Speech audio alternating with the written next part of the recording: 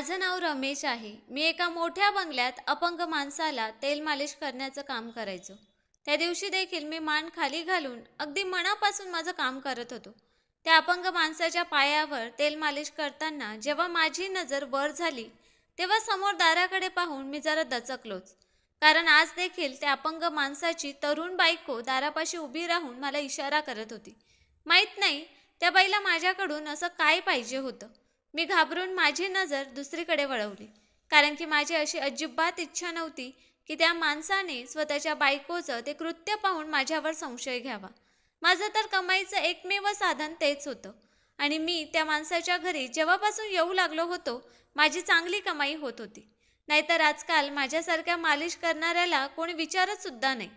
खरं तर तो माणूस खूपच श्रीमंत होता, परंतु तरीही तो एखाद्या मोठ्या तज्ज्ञाकडून स्वतःवर उपचार करून घेण्याऐवजी माझ्याकडून त्याच्या पायाची मालिश करून घेत होता.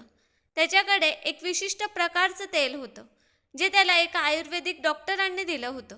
तो अर्धांगवायूचा रुग्ण होता. त्याच्या शरीराच्या कमरेखालचा भाग अर्धांगवायूमुळे पूर्णपणे निकामी झाला होता.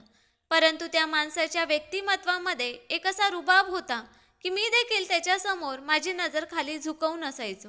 त्याच्या कपाळावर नेहमीच आठ्या असायच्या. त्याचा इतका रुबाब असून देखील त्याची बायको अगदीच बेजबाबदार स्त्री होती. ती दिसायला खूप सुंदर तरुण दिसत होती. ती साडी देखील अशा प्रकारे नेसायची की ज्यातून तिचं ते आकर्षक शरीर कोणत्याही पुरुषाच्या नजरेत अगदी आरामात येत असे. मी प्रत्येक वेळी त्या पुरुषाला मालिश करायला जायचो, तेव्हा ती बाई एका साईडला व्हायची. मला जाणवलं होतं की तो पुरुष त्याच्या बायकोला नेहमी डोक्यावरून पदर घ्यायला सांगतो, किंवा कदाचित मी तिथे येत असल्यामुळे तो तिला हे असं करायला सांगत असेल. ती माझ्यासमोर कधी येत नव्हती. तिचा चेहरा देखील मला कधी दाखवत नसे. परंतु मागच्या काही दिवसांपासून ती बाई प्रत्येक वेळी खिडकी किंवा दारापाशी उभी राहून माहीत नाही मला काय इशारे करायची. वारंवार ती मला तिच्याकडे बोलावत असे, परंतु मी माझी नजर दुसरीकडे फिरवून तिला दुर्लक्षित करायचो. कारण ती त्या माणसाची बायको होती, त्यामुळे तिला तर माफी मिळाली असती, परंतु मी जर पकडलो गेलो असतो तर मग त्या माणसाने माझी काय अवस्था केली असती ठाऊक नाही. दिसायला तर अर्धांगवायूचा रुग्ण होता, परंतु खरं तर तो एक निरोगी आणि अगदीच रुबाबदार असा पुरुष होता. कदाचित पैशांची चमक अशी होती की त्याच्यासारखा कमजोर, कमी उंचीचा माणूस देखील इतक्या रुबाबात बसायचा आणि माझ्यासारखा मजबूत उंच पुरुष त्याच्यासमोर नजर खाली झुकवून असायचा. मी त्या माणसाची मालिश केली आणि उठून तिथून बाहेर आलो. त्या माणसाने ठरल्याप्रमाणे मला जाताना 500च्या 3 नोटा दिल्या आणि नेहमीप्रमाणे बोलू लागला की जो आमच्याशी इमानदार राहतो त्याचा मी मित्र बनून राहतो, परंतु जो विश्वासघात करतो त्याच्या विश्वासघाताची किंमत त्याचा जीव असतो. त्याच्या त्या बोलण्यावर मी अगदीच घाबरून राहायचो, कारण की त्या माणसाने त्या इतक्या दिवसांमध्ये मला त्याच्याबद्दल सर्व काही सांगितलं होतं. तो त्याच्या परिसरातील एक गुंड मवाली असा होता. अर्धांगवायूमुळे त्याला असं अंथरुणाला टेकवलं होतं, परंतु एके दिवशी तो मला सांगू लागला की तो तरुणपणी ज्या गल्लीतून जायचा तिथले लोक त्याच्या भीतीने दरवाजे खिडक्या बंद करायचे, जेणेकरून कोणता आवाज किंवा कोणता चेहरा मला राग तर आणणार नाही ना. कारण की एकदा का मला राग आला की मग मी त्या माणसाचा जीव घेतल्याशिवाय शांत बसू शकत नाही. तो त्याच्या गुंडगिरीचे खूपच किस्से मला सांगत असायचा, जेणेकरून मला त्याच्या धाकात ठेवू शकेल. मी तर तसाही व्यवहारी माणूस होतो. लोकांच्या घरी जायचो तेव्हा माझ्या कामाशीच काम ठेवायचो. माझं काम करायचो आणि पुन्हा परत माझ्या घरी जायचो. इकडे तिकडे नजर फिरवणं किंवा स्त्रियांना मुलींना पाहणं ही माझी सवयच नव्हती. परंतु त्या माणसाची बायको कदाचित तिची मर्यादा विसरली होती. माहीत नाही तिची काय मजबुरी होती, जेणेकरून ती मला रोजच्या रोज इशारा करून तिच्या जवळ येण्याची विनंती करायची. कित्येक दिवस मी तिला दुर्लक्षित करत राहिलो, परंतु एके दिवशी त्या अपंग माणसाने त्याच्या बायकोला इशारा करताना पाहिलं, तेव्हा मी खूपच घाबरलो होतो. तो त्याच्या बायकोला रागाने पाहू लागला, तेव्हा ती लगेचच बाजूला झाली. तो माझ्याकडे बघून बोलू लागला की टेन्शन घेऊ नकोस, माझ्या बायकोला माझी खूप काळजी आहे आणि म्हणूनच ती माझ्या काळजीपोटी इथे येते. खरं तर मी तिला कित्येकदा सांगितलं आहे की मला काहीच त्रास नाही, परंतु तिला भीती वाटते की तुझ्याकडून मालिश करताना मला त्रास तर होत नाही ना. त्यामुळेच या चिंतेमुळे ती हळूच खिडकीजवळ किंवा दाराजवळ येऊन उभी राहते. मी त्याच्या त्या बोलण्यावर मान खाली झुकवून बसलो होतो. मला अंदाज आला होता की त्याला आधीपासूनच स्वतःच्या बायकोचं ते कृत्य माहीत होतं. तो मला पुढे बोलू लागला की मी माझ्या बायकोसोबत प्रेमविवाह केला आहे. सुरुवातीला तर माझी बायको माझ्यासोबत लग्न करायला तयार नव्हती. कुठे तिच्यासारखी सुंदर आणि अगदी सडपातळ उंच मुलगी आणि कुठे माझ्यासारखा असा ठेंगणा मुलगा. आमचा काहीच जोड नव्हता. परंतु माझं मन तिच्यावर अडकलं होतं. मग त्यानंतर तर माझ्यासाठी त्या मुलीच्या नकाराची काहीच किंमत नव्हती. मी अगदीच हैराण होऊन त्या माणसाकडे पाहिलं. जबरदस्तीने लग्न तर कायदेशीर देखील नसतं ना. लग्नाचा अर्थ हाच असतो की पुरुष आणि स्त्री दोघांचीही मर्जी त्यामध्ये सामील असावी. मी अगदीच अनपेक्षितपणे माझे विचार मांडले. सुरुवातीला तर तो माणूस मला अगदीच निरखून पाहू लागला. मग जोरात हसू लागला. बोलू लागला, तुला काय वाटतंय? मी माझ्या बायकोचा छळ केला आहे? खरं तर असं अजिबात नाही. ती एका अतिशय गरीब घरातील मुलगी होती. तिचा बाप कर्जामध्ये बुडालेला होता. एका दिवशी त्या कर्जामुळे स्वतःच्या मुलीला कुठेतरी तो विकून बसला असता. मी तर त्या मुलीसोबत लग्न करून तिचा जीव वाचवला आहे. बोलू लागला की काळजी करू नकोस. लग्नाच्या काही दिवसानंतर माझी बायको देखील माझ्यावर प्रेम करू लागली. माझ्याशिवाय एक क्षण देखील राहू शकत नव्हती. मी तिला इतकं प्रेम आणि इतकं आरामाचं आयुष्य दिलं की तिचा तो भूतकाळ आणि आम्हा दोघांमधील फरक सर्व काही विसरून गेली. तसंही पुरुषाची कमाई बघितली जाते, सौंदर्य तर तसंही स्त्रीवरच शोभतं. तो पुरुष गर्वाने बोलत होता आणि मी मान खाली झुकवून गप्प बसून राहिलो. मी दिसायला अगदी हँडसम आणि धष्टपुष्ट उंच असा पुरुष होतो. परंतु माझ्याकडे पैसा नव्हता. परिस्थितीने मजबूर होऊन मला हे काम करावं लागत होतं. आजपर्यंत माझं लग्न देखील झालं नव्हतं आणि दुर्दैवाने माझं लग्न न होण्याचं कारण देखील हेच होतं की मी खूप गरीब आहे. खरं तर मी एका मुलीवर प्रेम करत होतो. परंतु बेरोजगार आणि गरीब असल्यामुळे तिच्या घरच्यांनी आमचं लग्न लावून दिलं नाही. त्यामुळेच मला त्या अपंग माणसाचं बोलणं अगदी मनाला लागत होतं. जर माझ्याजवळ देखील पैसा असता तर कदाचित आज माझं देखील लग्न झालेलं असतं. मी माझ्या विचारात मग्न झालो होतो. परंतु त्या माणसाचं पुढचं बोलणं ऐकून माझ्या मनात तर अगदी भीती निर्माण झाली. तो बोलू लागला की सुंदर बायका तर चांगल्या वाटतात, परंतु त्यांच्यावर खूप लक्ष ठेवावं लागतं. माझ्या घरी जो पुरुष दूध द्यायला यायचा त्याची नजर माझ्या बायकोवर होती. तो संधीच्या शोधात होता, पण मला नीट ओळखत नव्हता. एके दिवशी मी त्याला दारावर माझ्या बायकोला पाहताना बघितलं आणि तो दिवस त्या दूधवाल्याचा शेवटचा दिवस ठरला. पूर्ण परिसरासमोर मी त्याला इतकं मारलं की त्याचा जीवच निघून गेला. त्या माणसाचं बोलणं ऐकून माझा आत्मा थरथरू लागला. मला असं वाटू लागलं जणू काय तो आडून आडून मलाच धमकी देत आहे. खरं तर मी त्याच्या बायकोला ओळखत देखील नव्हतो. त्या दिवसापासून मी अगदीच लक्षपूर्वक त्या माणसाच्या पायाची मालिश करताना मान वर करून इकडे तिकडे पाहणं सोडून दिलं, जेणेकरून ना त्या माणसाची बायको मला दिसावी आणि नाही तिने मला कोणता इशारा करावा. परंतु एके दिवशी अचानक त्या माणसाच्या उपस्थितीत त्याची बायको खोलीत आली आणि बोलू लागली की माझं डोकं खूप दुखतंय. मी माझ्या नवऱ्याला देखील माझ्या या समस्येबद्दल सांगितलं. खूप सारे उपचार देखील केले, परंतु मला आराम भेटला नाही. मला तुझ्याकडून माझी मालिश करून घ्यायची आहे. कदाचित त्यामुळे माझ्या डोक्याला थोडा आराम भेटेल. हे बोलत असताना ती स्वतःच्या नवऱ्याला प्रश्नार्थक नजरेने पाहत होती, जणू काय त्याच्याकडून परवानगी मागत आहे. मी तर अगदीच हादरून गेलो, जणू काय माझी कोणती तरी चोरीच पकडली गेली आहे. खरं तर मी असं कोणतंही काम केलं नव्हतं ज्यामुळे मला कोणती भीती वाटावी. मला वाटू लागलं की तो माणूस आता या गोष्टीचा राईचा पर्वत करून स्वतःच्या बायकोला नक्की मारेल आणि मला देखील मारून मारून घरातून बाहेर हाकलून लावेल. परंतु पुढच्या क्षणी तो अगदी शांतपणे बोलू लागला की यामध्ये काय आहे? डॉक्टर असो किंवा मालिश करणारा, दोघांचं काम तर एकच आहे, स्वतःच्या रुग्णांना ठीक करणं. मग स्वतःच्या बायकोला बोलू लागला की या मालिशवाल्याच्या हातात जादू आहे. माझ्या पायामध्ये वारंवार वेदना होत होत्या आणि अंगात थकवा जाणवत होता, परंतु या मुलाच्या मालिशमुळे मला खूपच रिलॅक्स वाटतंय. तू देखील रोजच्या रोज तुझ्या डोक्याची मालिश करून घेत जा. त्याच्या बायकोने खुश होऊन त्याला मिठी मारली आणि त्याचे आभार मानायला लागले. तर मी मात्र अगदीच हक्काबक्का होऊन बसलो होतो. ते दोघं नवरा बायको असे दाखवत होते जणू काय त्यांनी मला पैशांनी विकतच घेतलं आहे. मला माझी मर्जी सांगायची होती. अशा माणसाच्या बायकोवर मला उपचार करायचे नव्हते. ज्या पुरुषाने फक्त त्याच्या बायकोला बघितल्यामुळे दूधवाल्याचा जीव घेतला होता, परंतु मी देखील मजबूर होतो. पैशांचा विचार करून लोभात पडलो आणि त्या बाईच्या डोक्याची मालिश करण्यासाठी सहमती दर्शवली. मी त्या माणसाच्या सूचनावरून त्या माणसाच्या पायाला तेल लावल्यानंतर लगेचच त्या बाईची डोक्याची मालिश करायला सुरुवात केली. काही दिवस तर सगळं काही नेहमीप्रमाणे सुरू होतं. बहुतेक वेळा तरी त्या माणसाच्या समोर बसूनच मी त्याच्या बायकोच्या डोक्याची मालिश करायचो. तेव्हा ती पूर्ण वेळ फक्त माझी स्तुती करत राहायची की माझ्या हातामध्ये जादू आहे. तिची डोकेदुखी गायब झाली आहे. तिला आता खूप शांतता जाणवते. त्यावर मी काहीच उत्तर देत नव्हतो. चोर नजरेने त्या माणसाला पाहायचो. तो देखील अगदी गंभीरपणे मलाच पाहत राहायचा. मी हाच विचार करून प्रत्येक वेळी त्याच्याकडे दुर्लक्ष करायचो की माझी नियत खराब नाही, जेणेकरून मला कोणतीच भीती असण्याचं कारण नव्हतं. मी त्या दोन्ही नवरा बायकोला वेगवेगळा वेळ देत होतो आणि रोजच्या रोज 5,000 रुपये त्यांच्याकडून घ्यायचो. मी खूप खुश होतो. पैसे देखील येऊ लागले होते. महिन्याला एक चांगली रक्कम माझ्याजवळ जमा व्हायची. परंतु एके दिवशी त्या माणसाचे काही मित्र त्याला भेटायला आले. तेव्हा त्याची बायको दुसऱ्या खोलीत होती. मी त्या माणसाच्या पायाची मालिश केली तेव्हा त्याने मला दुसऱ्या खोलीत जायला सांगितलं. मी हैराण झालो.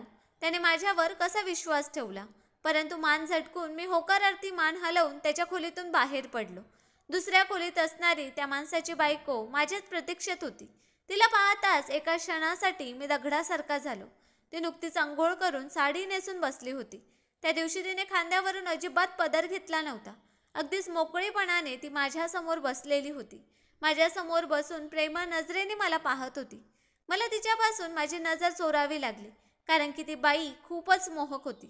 कोणत्याही पुरुषाचं इमान ती खराब करू शकत होती. परंतु एका क्रूर माणसाच्या हवाली तिचा जीव कैद झाला होता. मी खूप हैराण होतो की इतक्या भयानक माणसासोबत राहून देखील ती बाई सावध राहत नव्हती. मी शांतपणे तिच्या डोक्याची मालिश करायला सुरुवात केली. त्या दिवशी देखील ती माझ्या त्या मालिश पद्धतीची स्तुती करत होती. परंतु त्यावेळेला तिचा अंदाज थोडा बदललेला होता.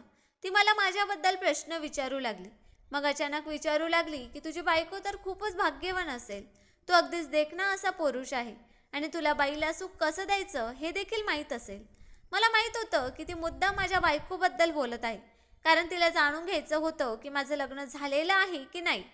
मी तिला काहीच उत्तर दिलं नाही, कारण की मला तिच्यासोबत बोलून आमच्यामध्ये मैत्रीचे संबंध निर्माण करायचे नव्हते. त्या दिवसानंतर नेहमीच तो माणूस त्याची मालिश केल्यानंतर मला त्याच्या बायकोजवळ पाठवायचा. त्याची बायको देखील अनेकदा कामाचा बहाणा सांगून तिच्या खोलीतच थांबायची, जेणेकरून मी तिच्या खोलीत येऊन तिची मालिश करू शकेन. त्या माणसाचा माझ्यावरचा विश्वास आता वाढला होता. कधी कधी तो मला आडून आडून धमकावायचा देखील की मी माझ्या मर्यादा विसरू नये, जेणेकरून माझं काही नुकसान होऊ नये. परंतु तो माझ्यावर आता विश्वास देखील ठेवू लागला होता. एके दिवशी मालिश करताना त्याच्या बायकोने मला एक विचित्र विनंती केली. बोलू लागली की मला तुझा पूर्ण वेळ पाहिजे. तू जसा घरी येतोस माझं मन करतं तू सरळ माझ्याजवळ यावं. जितका वेळ तू माझ्या घरी राहतोस मी तुझ्यासमोर बसून राहावं आणि तू माझ्या केसांमधून बोट फिरवत राहावेस. मला तुझी सोबत खूप चांगली वाटते. त्या बाईचं असं बोलणं ऐकून मला खूप मोठा धक्का बसला.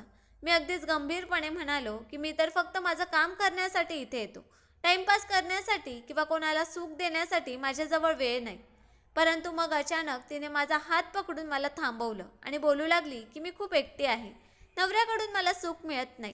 मी संस्कारी आहे, त्यामुळे घराबाहेर जाऊन पुरुषांसोबत मैत्री करू शकत नाही. बदनामीची देखील भीती आहे आणि माझा नवरा देखील चांगला माणूस नाही. मी त्या बाईच्या भावना समजू शकत होतो, परंतु तिची मदत करण्याची माझ्यात हिंमत नव्हती. मी अगदीच कठोरपणे माझा हात सोडवण्याचा प्रयत्न केला, परंतु तिने माझा हात अगदीच घट्ट पकडला होता आणि मग रडू लागली. बोलू लागली की माझ्या लग्नाला 7 वर्ष झाली आहेत. मला आजपर्यंत माझ्या आईवडिलांना देखील भेटता आलं नाही. लग्न झाल्यापासून या माणसाने मला इथे कैद करून ठेवलं आहे. आमच्या लग्नाला फक्त 1.5 वर्ष झाला होता की माझ्या शिव्या शापामुळे या माणसाला देवाने शिक्षा दिली आणि हा अर्धांग वायूमुळे असा अंथरुणाला खिळला. मला वाटलं की मला स्वातंत्र्य मिळेल. मी या क्रूर आणि दुष्ट माणसापासून सुटका मिळवू इच्छित होते. परंतु अपंग होऊन तर तो अजूनच माझ्या डोक्यावर बसला. पूर्ण दिवस घरात बसून माझ्यावर नजर ठेवायचा. कधी कधी माझ्यावर संशय घेऊन मारायचा देखील. मी घरात सगळं काम करते, परंतु जर घराच्या दारावर एखादा पुरुष येतो तेव्हा नवऱ्याला वाटतं की मी त्या पुरुषाला बोलावलं आहे. मी शपथ घेऊ लागले की मी कोणत्या पुरुषाला ओळखत देखील नाही. मी एक साधी मुलगी होते. या माणसामुळे इतका अत्याचार, इतका छळ सहन करत आहे, तरी देखील मी गप्प राहिले. माझ्या नवऱ्याला माझा आधार मानत राहिले. परंतु आता माझी सहनशक्ती संपली आहे. माझा नवरा निरुपयोगी झाला आहे. मला आनंद देत नाही. मी दिवसभर झुरत राहते. तो मला मोकळं देखील करत नाही, जेणेकरून मी दुसऱ्या पुरुषासोबत लग्न करून माझा घर संसार उभा करेन. ती रडत रडत तिची व्यथा मला सांगत होती. मी अगदीच घाबरलेलो होतो. त्या माणसाची भीती माझ्या मनात होती, परंतु त्या बाईचं ते रडणं यामुळे माझी पावलं त्या खोलीत थांबली होती. ती माझ्याकडे विनंती करू लागली, भीक मागू लागली. मी म्हणालो, सांग, मी तुझी काय मदत करू शकतो? मी तर एक सामान्य माणूस आहे, जो तुझ्या नवऱ्याचा मुकाबला करू शकत नाही. तो अशा तो या अशा अपंगत्वामध्ये देखील माझ्यापेक्षा खूप जास्त ताकदवर आहे. जर मी कशाही प्रकारे तुला या घरातून बाहेर घेऊन जरी गेलो आणि तुला तुझ्या कुटुंबाकडे सोडलं, तर त्यानंतर माझं आयुष्य धोक्यात येईल. मी अगदीच असह्यपणे म्हणालो. तेव्हा ती नकारार्थी मान हलवून बोलू लागली की तू चुकीचं समजतोय.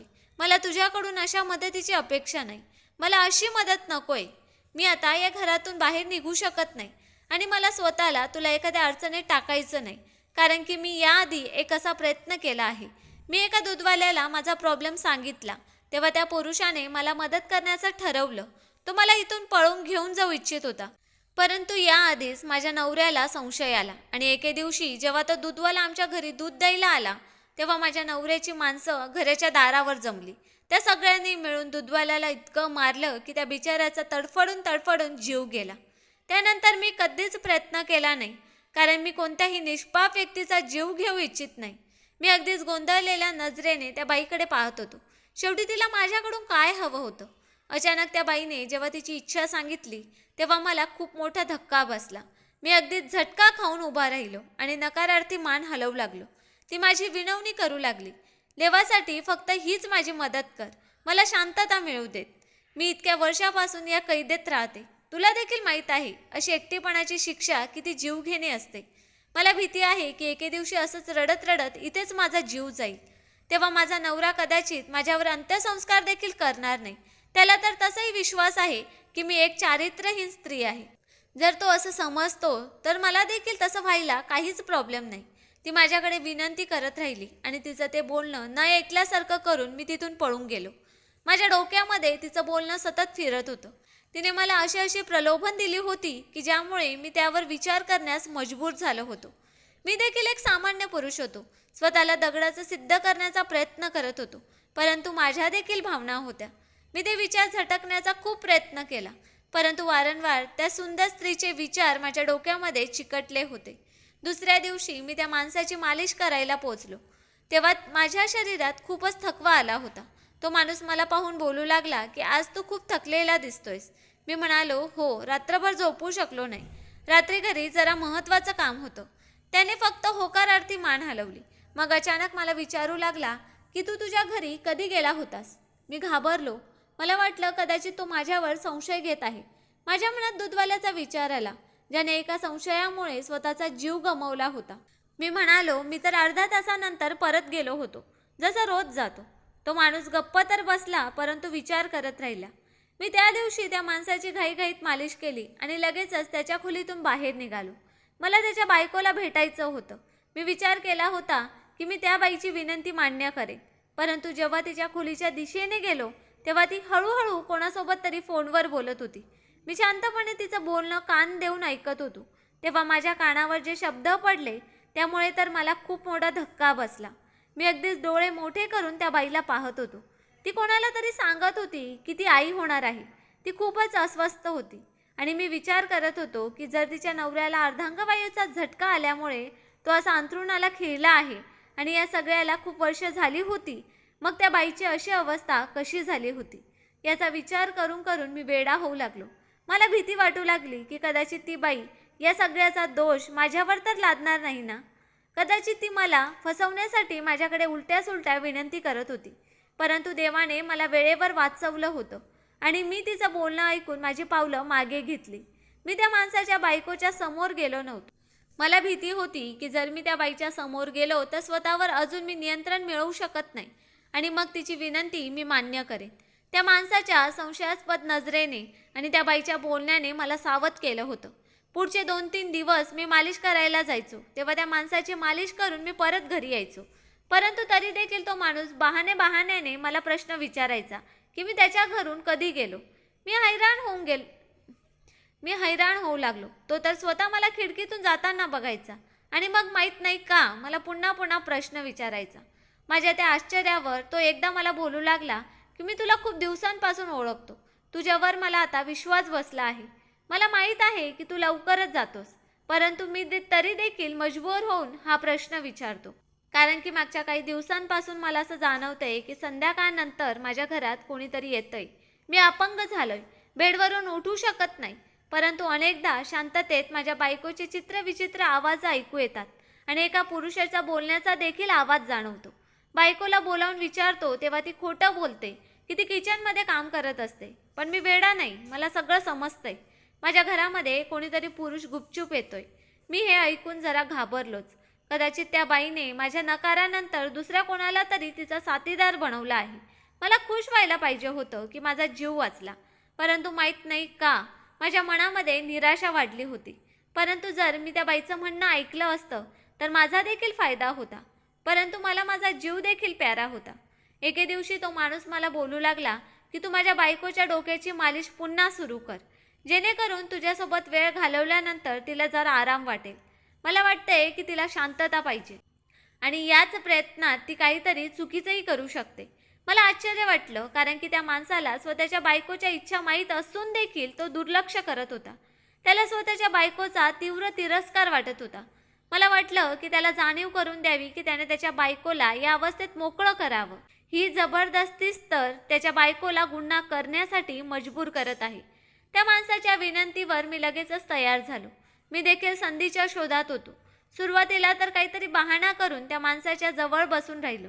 त्याला असं दाखवलं जणू काय त्याच्या सांगण्यावरूनच मी त्याच्या बायकोजवळ जात आहे. नाहीतर मला काहीच रस नाही तिथे जाण्यात. त्या दिवशी दुसऱ्या खोलीत मी त्या माणसाच्या बायकोजवळ गेलो. तेव्हा समोरचं दृश्य पाहून मला खूप मोठा धक्का बसला. मी हक्काबक्का होऊन त्या खोलीच्या दारापाशी उभा होतो आणि समोर त्या माणसाची सुंदर बायको एका तरुण मुलासोबत विचित्र अवस्थेत बेडवर पडलेली होती. मी पाहिलं तेव्हा अगदीच हडबडून उठून बसली. तो मुलगा देखील घाबरला आणि घाईघाईत स्वतःला सावरत खोलीतून बाहेर निघून गेला. मी त्या घराचा मालक नव्हतो आणि नाही माझा त्या बाईवर असा कोणता अधिकार होता जेणेकरून मी त्या मुलाची कॉलर पकडावी आणि त्याला प्रश्न विचारावे. त्यामुळे मी शांतपणे त्या मुलाला जाऊ दिलं. परंतु मागे अचानक ती बाई रडू लागली आणि मला बोलू लागली की हा मुलगा माझ्या नवऱ्याचा भाचा आहे. त्याच्या मामाच्या या अशा अपंगत्वानंतर तो अनेकदा आमच्या घरी येऊ लागला. माझ्यासोबत उलटसुलट वागायचा. मी एकदा दोनदा माझ्या नवऱ्याला सांगण्याचा प्रयत्न देखील केला. परंतु माझा नवरा उलट मलाच हे बोलून गप्प करायचा की तू त्या मुलाची मामी आहेस आणि त्याच्या भाच्याला नात्यांचा पवित्रपणा याचा विचार आहे. बोलू लागला की मी माझ्या भाच्याला स्वतः बोलवतो, जेणेकरून जर घरामध्ये काही काम असेल तर ते काम तू त्याच्याकडून करून घेऊ शकतेस. मला परपुरुषांवर विश्वास नाही. नवऱ्याने विश्वास न ठेवल्याने आणि प्रत्येक वेळेला असं फटकारल्याने मी देखील गप्प बसायचे. त्यानंतर मी नवऱ्याकडे तक्रार करणं सोडून दिलं. परंतु त्या मुलाचं वाईट कृत्य दिवसेंदिवस वाढतच होतं. काही महिन्यांपूर्वी तो रात्री कूस ओलांडून घरात यायचा. मी नवऱ्याच्या त्या अर्धांग वायूमुळे दुसऱ्या खोलीत झोपू लागले होते आणि ही गोष्ट त्या मुलाला चांगलीच माहीत होती. त्यामुळे तो रात्री घरात आल्यानंतर माझ्या खोलीत शिरण्याचा प्रयत्न करू लागला. काही दिवस तर मी स्वतःला वाचवत राहिले. परंतु एके दिवशी तो खिडकीतून खोलीत प्रवेश करण्यामध्ये यशस्वी झाला. मी अगदीच गांभीर्याने त्या बाईचं बोलणं ऐकत होतं. मला वाटू लागलं की ती फक्त खोटं बोलत आहे. तिला जर वाटलं असतं तर ती तिच्या नवऱ्याच्या खोलीत झोपू शकली असती. ती खूपच वाईट पद्धतीने रडत होती. परंतु मला आता तिच्यावर विश्वास नव्हता. बोलू लागली की पहिल्यांदा जेव्हा तो मुलगा माझ्या खोलीत आला होता तेव्हा त्याने माझा आवाज दाबून माझ्यावर जबरदस्ती केली आणि माझ्या इज्जतीचे धिंडवडे काढले. मी माझ्या नवऱ्याला मदतीसाठी देखील बोलवू शकत नव्हते. जर मी माझ्या नवऱ्याला आवाज दिला असता तर तो माझ्या मदतीसाठी येऊ शकला नसता. उलट मलाच कॅरेक्टरलेस बोलला असता, कारण तो त्याच्या भाच्याला खूप सभ्य समजत होता. त्या दिवशी माझ्या नवऱ्याचा मला खूप तिरस्कार वाटत होता. त्या माणसाने जबरदस्तीने माझ्यासोबत लग्न केलं होतं. खरं तर तो या लायकीचाच नव्हता की एखाद्या स्त्रीचा तो नवरा होऊ शकेल. त्याला हा अर्धांगवायूचा झटका आल्यानंतर देखील त्याने मला मुक्त केलं नाही आणि फक्त त्यामुळेच मी त्याच्या घाणेरड्या भाष्याची शिकार झाले. बोलू लागली की त्या दिवसानंतर त्या मुलाची हिंमत वाढू लागली. दिवसभर लोकांच्या समोर अगदी सभ्यपणाचा मुखवटा घालून रात्री माझ्या खोलीत जबरदस्तीने घुसून माझ्यासोबत जबरदस्तीने संबंध निर्माण करत राहिला. मला समजलं की त्याची जी अवस्था आहे काही दिवसांपूर्वी माझ्यासमोर उघडकीस आली होती. म्हणजेच ती गरोदर होती. त्या सर्वांचा जबाबदार तो मुलगाच होता. ती रडत मला बोलू लागली की मी आज पुन्हा एकदा तुझ्याकडून तीच मदत मागते. माझ्यावर विश्वास ठेव. माझी मदत करून तुझा देखील फायदा होईल. ती मला पुन्हा त्यासाठी तयार करू लागली. तिची इच्छा होती की मी तिच्या नवऱ्याची मालिश केल्यानंतर संधी साधून तिच्या नवऱ्याला मारून टाकावं. बोलू लागली की माझ्या नवऱ्याचा जो काही पैसा, जी काही संपत्ती आहे त्या सगळ्याबद्दल मला माहीत आहे. मी कुणालाही त्याच्या हत्येबद्दल सांगणार नाही. त्यानंतर आपण दोघं तो पैसा अर्धा अर्धा वाटून घेऊ. मग तू तुझ्या मार्गाला जा आणि मी माझ्या आईवडिलांजवळ जाईन. आपण पुन्हा कधीच भेटणार नाही. पैशांच्या लोभापायी मी त्या बाईला भेटायला आलो होतो, परंतु जेव्हापासून त्या भाच्याचा त्या बाईसोबत संबंध पाहिला होता, मी माझी पावलं मागे सरसावली होती. ती तिच्या डोक्याची शपथ घेऊन मला खात्री पटवून देऊ लागली की ती खरी आहे.